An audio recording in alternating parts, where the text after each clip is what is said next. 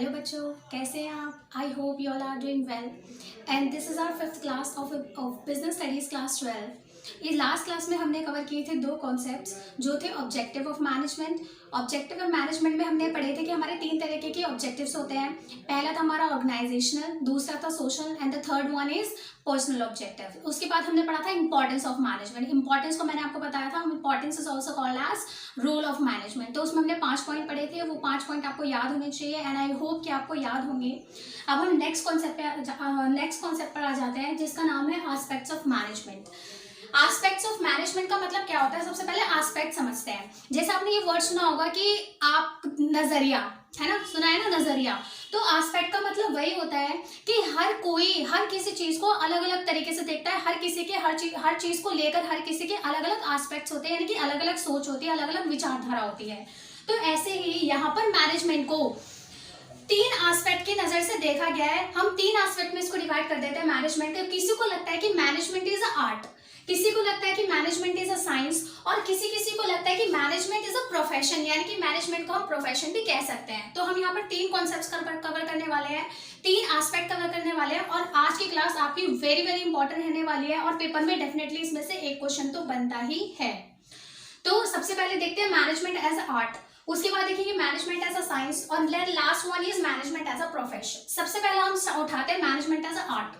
देखो, सबसे पहले समझते हैं कि आर्ट का मतलब क्या होता है। आर्ट का मतलब आप यहाँ से एग्जांपल लेके चल सकते हैं कि किसी पर्सन को अगर सिंगिंग आती है, ठीक है, तो उसको जो सिंगिंग है दैट इज नेचुरल, उसको जो सिंगिंग आती है दैट इज नेचुरल। तो आर्ट जो होती है वो हमेशा हमारी टैलेंट होता है, पर्सनल स्किल होती है, personal application of a basic knowledge. क्या वर्ड बोला मैंने?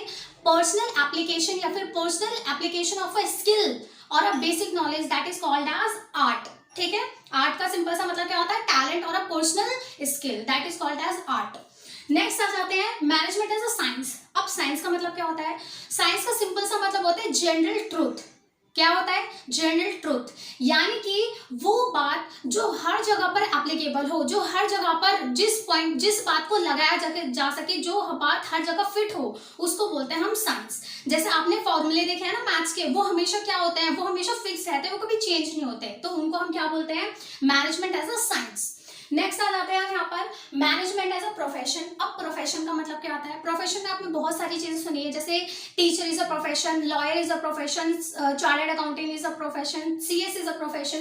तो प्रोफेशन का मतलब क्या होता है? तो प्रोफेशन का सिंपल सा मीनिंग होता है specialized knowledge in a particular subject in a particular sector, that is called as profession.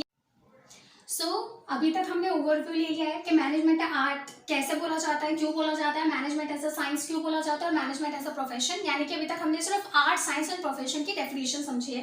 अब हम ये समझते हैं कि मैनेजमेंट एज अ आर्ट, यानी कि मैनेजमेंट को आर्ट क्यों बोला जाता है। तो सबसे पहले मैंने अभी आपको वर्डिंग बताई थी। सबसे पहले मैंने आपको मैनेजमेंट का डेफिनेशन बताया था। मैनेजमेंट में हमने क्या पढ़ा था? Management is the art of getting things done by others, यानी कि दूसरों से काम करवाने की जो कला होती है that is called as management.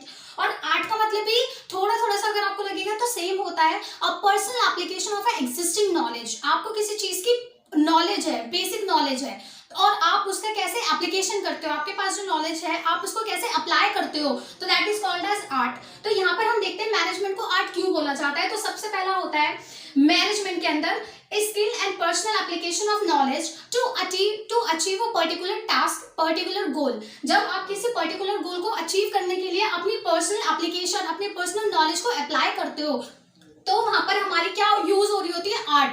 और वही आर्ट एक मैनेजर की पोस्ट पे जब हम बैठते हैं तो हम उस आर्ट का यूज करते हैं मैनेजमेंट करने में, तो वही आर्ट हमारी क्या बन जाती है? मैनेजमेंट बन जाती है। समझ आया आपको? जब एक मैनेजर मैनेजमेंट का काम करता है तो उस मैनेजर की जो मैनेज करने की जो स्किल होती है that is called as management. तो यहाँ पर मैनेजमेंट एज अ आर्ट हमने ये बोला है। अब इसके एक दो फीचर समझ लेते हैं कि क्यों मैनेजमेंट को एज अ आर्ट बोला जाता है, क्योंकि मेरे सिर्फ बोलने से तो होगा नहीं, आपको 2-3 पॉइंट्स भी समझ आने चाहिए। तो पहला फीचर्स, ये वाली लाइन पे मैं अभी आऊंगी। सबसे पहले हम ये देखते हैं फीचर्स ऑफ आर्ट, क्योंकि ये जब आप तीनों समझ जाएंगे तो आपको ये वर्डिंग अपने आप समझ आ जाएगी।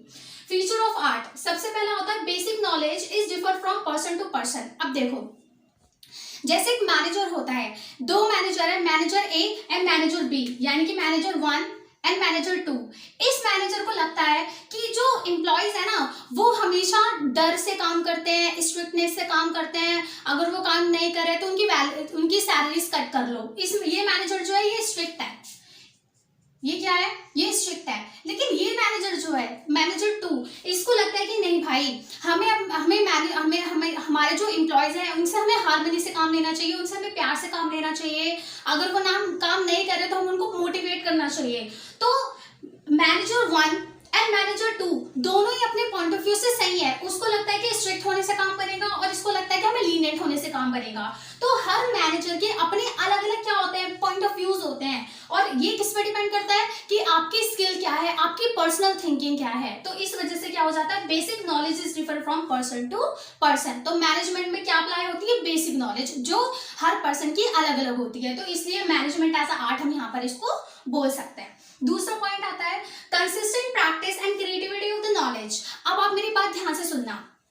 सबसे पहले अगर मैं आर्ट की बात करूं, जैसे आपने किसी सिंगर को सुना होगा, तो सिंगर में क्या होती है, किसी भी आर्ट, जब हमारे पास कोई भी स्किल होती है तो वो स्किल कैसे डेवलप होती है, जब हम उसको बार बार क्या करते हैं, उसको बार बार प्रैक्टिस करते हैं। यानी कि हमारी जो कंसिस्टेंट प्रैक्टिस होती है और जो नए नए आलाप निकालना, नए नए सुर निकालना, यानी कि नई नई क्रिएटिविटी ऑफ द नॉलेज, तो वो हमारी क्या हो जाती है, एक आर्ट हो जाती है। तो ऐसे ही मैनेजर को भी क्या करना होता है, मैनेजर को भी अपनी नई नई क्रिएटिविटी निकालनी होती है कि मैं अपने एम्प्लॉय से कैसे काम कराऊं, मैं कौन सा नया टास्क कैसे करूं। तो नई नई उसे भी अपनी पॉलिसीज, स्ट्रैटेजीज डेवलप करनी पड़ती हैं, और उससे क्या करनी पड़ती है, रेगुलर बेसिस पे उसको क्या करनी पड़ती है, प्रैक्टिस करनी पड़ती है।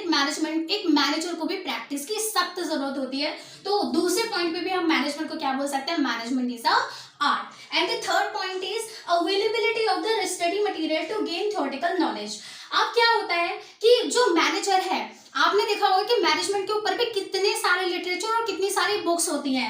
तो ऐसे ही जैसे आर्ट के लिए, अगर मान लो आपको कोई पर्सन को खाना बनाना आता है, तो वो अपनी स्किल्स को और सुधारने के लिए क्या करेगा, वो रेसिपीज की बुक्स देखेगा, वो यूट्यूब पर वीडियोस देखेगा, वो अपनी नॉलेज को डेवलप करने की कोशिश करेगा।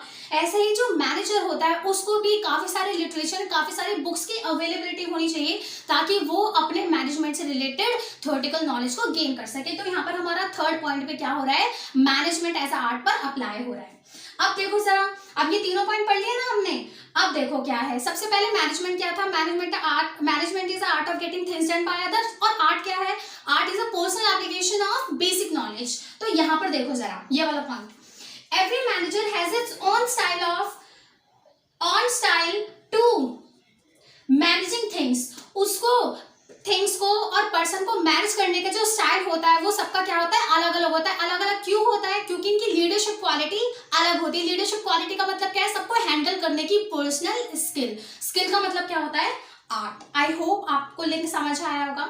तो ये हम था हमारा मैनेजमेंट एज अ आर्ट। ठीक है, सेकंड कॉन्सेप्ट पे आ जाते हैं, मैनेजमेंट एज अ साइंस। देखो साइंस का मीनिंग अभी मैंने आपको बताया था, जनरल ट्रूथ, यानी कि जो जहां पर हर जगह पर जो अप्लाई होते हैं, that is called as general truth. तो यहाँ पर देखते हैं, as a science systematic body of the, science का मतलब यहाँ पर हम समझते हैं, science is a systematic body of knowledge based on general truth. यानी कि ये एक क्या होती है, ये एक सिस्टमैटिक बॉडी ऑफ नॉलेज होती है जो सिर्फ और सिर्फ जनरल ट्रूथ, यानी कि सिर्फ जो सच होता है, जो यूनिवर्सल एप्लीकेबल होता है, वो यहाँ पर उस चीज की क्या होती है, एप्लीकेशन बेस्ड नॉलेज होती है। ठीक है, एप्लीकेशन बेस्ड बॉडी होती है, that is called as science. अब इसको हम साइंस, मैनेजमेंट को हम साइंस कह सकते हैं या नहीं कह सकते। मैं आपको एक चीज बताऊं, साइंस का जो नेचर होता है वो रिजिड होता है। ठीक है, अगर मैं आपसे कहूं, मैं यहाँ पर एक मैथ्स का एग्जांपल लेना चाहूंगी, अगर मैं आपसे कहूं कि a + b का होल स्क्वायर, ठीक है, तो आप मुझे सिंपल से बोलोगे, मैंने आपसे इसका फॉर्मूला पूछा, मैंने आपको, तो आपने मुझे ये आंसर दिया, आप मुझे ये आंसर दोगे।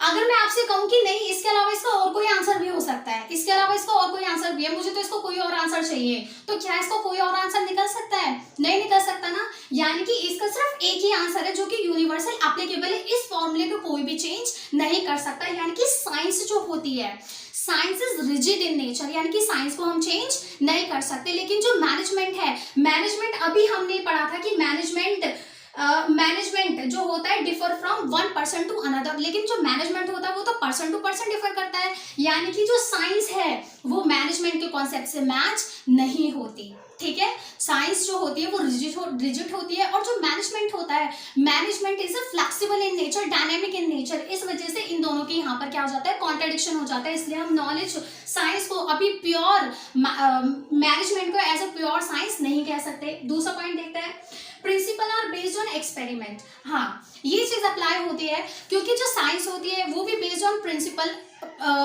एक्सपेरिमेंट्स होती है, और जो हमारे मैनेजमेंट होता है, मैनेजर भी जब मैनेजमेंट करता है तो उसे भी क्या मिलते चले जाते हैं, उसे भी एक्सपीरियंस मिलते चला जाते हैं, which are the conclusion of the experiment. तो उसे भी अपने एक्सपेरिमेंट से कुछ सीखने के लिए मिलता है। और साइंस भी क्या कहता है, जो प्रिंसिपल होते हैं वो बेस्ड ऑन एक्सपीरियंस होते हैं, और जो मैनेजर होता है वो भी अपने एक्सपीरियंस से, एक्सपेरिमेंट से ही एक्सपीरियंस लेता है। तो सेकंड पॉइंट हमारा एप्लीकेबल होता है। Third, universal validity. अब देखो, अभी मैंने आपको बोला साइंस इज रिजिड, साइंस क्या है, हमेशा हर जगह एप्लीकेबल होगी। जो मैनेजमेंट है वो भी मैंने आपको बोला था, मैंने आपको एक वर्ड बोला था मैनेजमेंट की कैरेक्टरिस्टिक में, management is a pervasive in nature. Pervasive का मतलब क्या होता है, जो सर्वव्यापक हो, जो जहां पर जो हर जगह एप्लीकेबल हो। लेकिन जो मैनेजमेंट है वो रिजिड नहीं है नेचर में, वो फ्लेक्सिबल है। तो ये पॉइंट जो है ये हमारा आधा मैच भी होता है और आधा मैच नहीं भी होता। ठीक है, तो इसलिए अब मैं यहाँ पर आपको सेकंड पॉइंट पे ले आती हूँ। इसलिए हम साइंस को बोलते हैं, मैनेजमेंट को बोलते हैं मैनेजमेंट कॉल्ड एन इनएग्जैक्ट साइंस, यानी कि साइंस थोड़ी थोड़ी तो है, क्योंकि हमारा सेकंड पॉइंट मैच हो रहा है, थर्ड पॉइंट भी थोड़ा थोड़ा मैच हो रहा है, बट एक्यूरेसी नहीं है। एक्यूरेसी की वजह से, एक्यूरेसी ना होने की वजह से हम इसको क्या बोलते हैं, एन इनएग्जैक्ट साइंस, यानी कि एक एग्जैक्ट साइंस नहीं है। आई होप आपको ये भी समझ आया हो। Next and the last one है हमारा मैनेजमेंट एज अ प्रोफेशन, जो कि थर्ड एस्पेक्ट है ऑफ मैनेजमेंट। तो मैनेजमेंट एज अ प्रोफेशन अभी मैंने आपको समझाया था। Profession is the specialized knowledge in a particular subject और अ पर्टिकुलर फील्ड और अ पर्टिकुलर सेक्टर।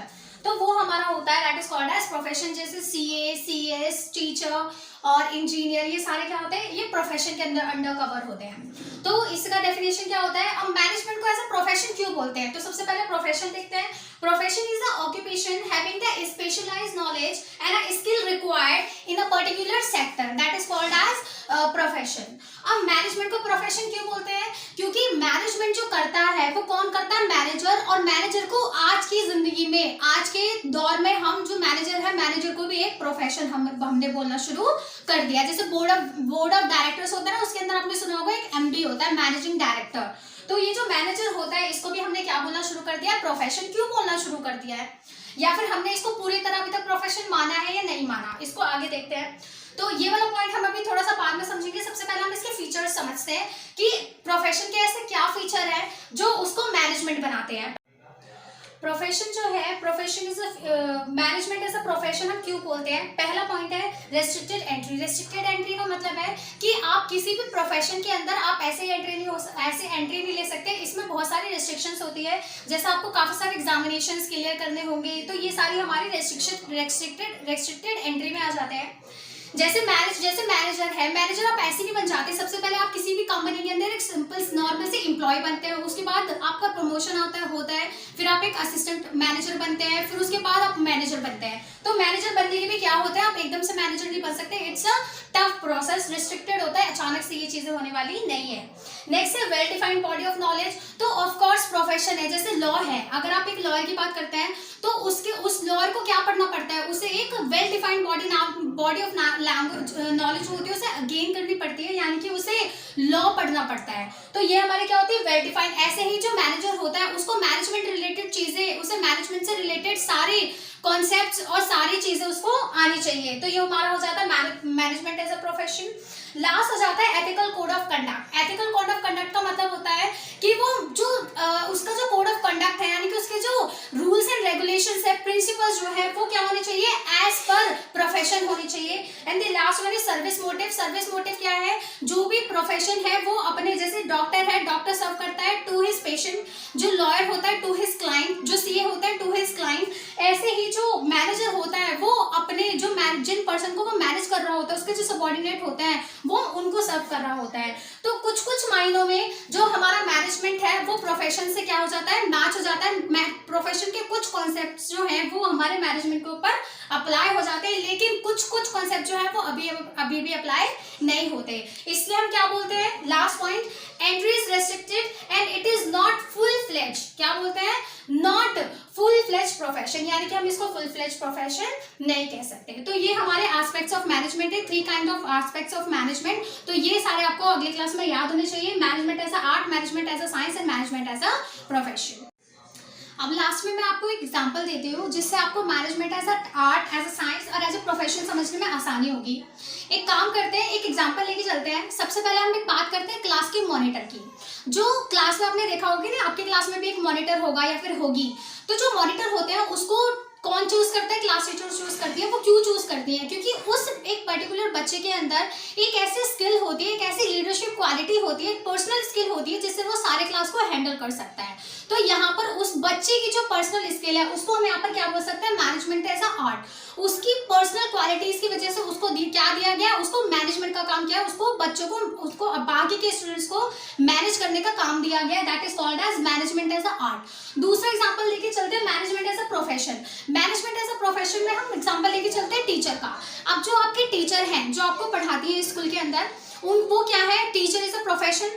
अब वो क्या करती है, वो एक पर्टिकुलर सैलरी लेके, एक पर्टिकुलर नॉलेज लेकर, अ बॉडी ऑफ नॉलेज उनके पास है, अ पर्टिकुलर स्किल है उनके पास, तो उस नॉलेज के बेस पे वो ऐसे अपॉइंट है as a profession, as a teacher appoint है स्कूल के अंदर। और लास्ट हो जाता है, आप लास्ट एग्जांपल लेके चलते हैं हम एक प्रिंसिपल का।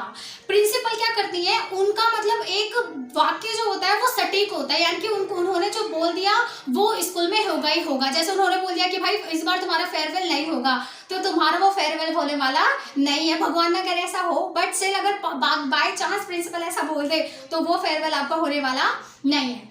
तो ऐसा क्या, इसलिए हम इसको क्या बोलते हैं, मैनेजमेंट एज अ साइंस, यानी कि जो एक बार बोल दिया दैट इज यूनिवर्सल ट्रूथ, यानी कि वो पूरे स्कूल के अंदर अप्लाई हो जाएगा, आपका फेयरवेल नहीं होगा। तो प्रिंसिपल को हम क्या बोल सकते हैं, प्रिंसिपल यानी कि मैनेजमेंट एज अ साइंस। तो आई होप आपको एस्पेक्ट ऑफ मैनेजमेंट समझ आए हो, और अगर आपको कोई भी क्वेरी है तो आप मुझे उसे कमेंट में पूछ सकते हैं, और बाकी डिस्क्रिप्शन बॉक्स में हमारा कॉन्टैक्ट नंबर भी है, आप उससे भी कॉल करके पूछ सकते हैं। और अगली वीडियो में हम पढ़ने वाले level of management and coordination is an essence of management. और अगली वीडियो के लिए आपको हमसे जुड़े रहना है, सुरक्षित रहना है और घर पे रहना है। और अगर आपको हमारी वीडियो अच्छी लगी तो इसे शेयर करना है अपने फ्रेंड्स को, और लाइक करना है, सब्सक्राइब करना है। तब तक थैंक यू।